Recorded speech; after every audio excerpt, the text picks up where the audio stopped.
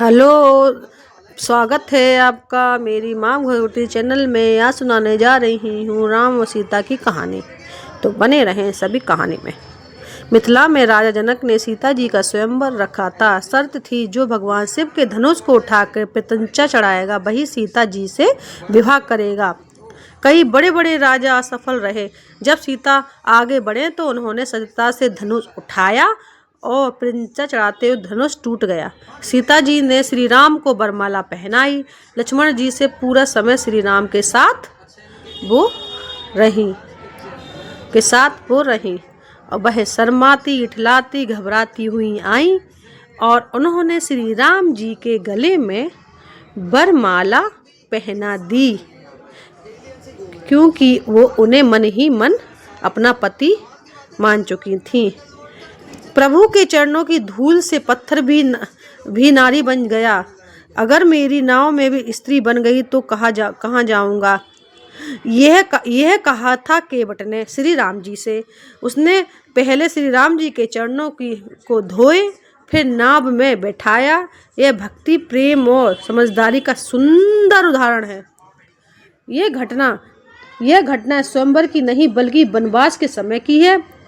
जब राम, सीता और लक्ष्मण गंगा पार करने लगे तब केवट ने कहा था ये शब्द कि प्रभु, आपके चरणों की धूल से पत्थर भी नारी बन गया था।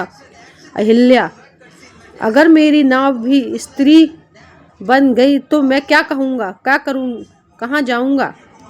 उसने पहले श्री राम के चरणों को धोए, फिर नाव में बिठाया। यह भक्ति, प्रेम और समझदारी का सुंदर उदाहरण था।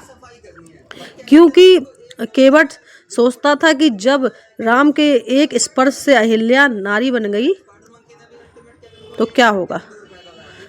वनवास के समय सीता जी जंगल में रहती थीं। श्री राम कई बार जंगल से फूल तोड़कर सीता जी के बालों में लगाते थे।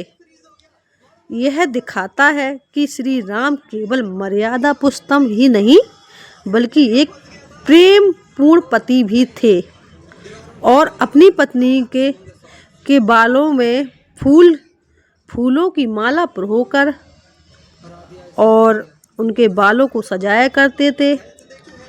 और इस दृश्य को देख के उनके मन की प्रेमता झलकती है अपने पत्नी के लिए। राम और सीता जी यूं अपने वनवास के दिनों को काटा करते थे।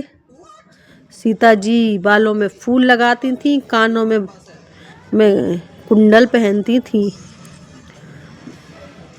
भक्त सबरी माता वर्षों से श्री राम की प्रतीक्षा कर रही थी। जब राम और लक्ष्मण आए तो सबरी ने प्रेम से बीर चखे हुए खिलाए।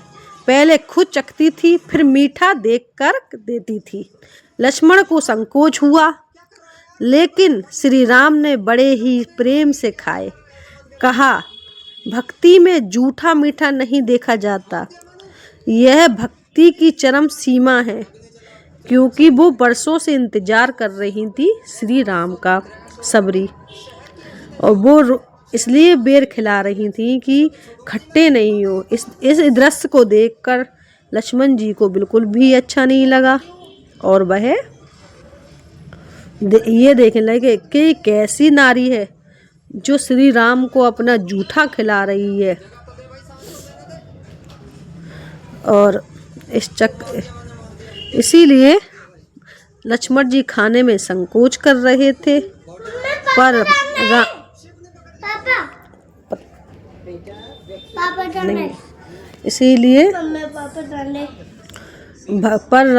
राम जी समझते सबरी एक भील जाति की स्त्री थी। समाज में उन्हें साधारण माना जाता था, लेकिन उन्होंने हृदय में भगवान श्री राम के लिए अपार भक्ति थी।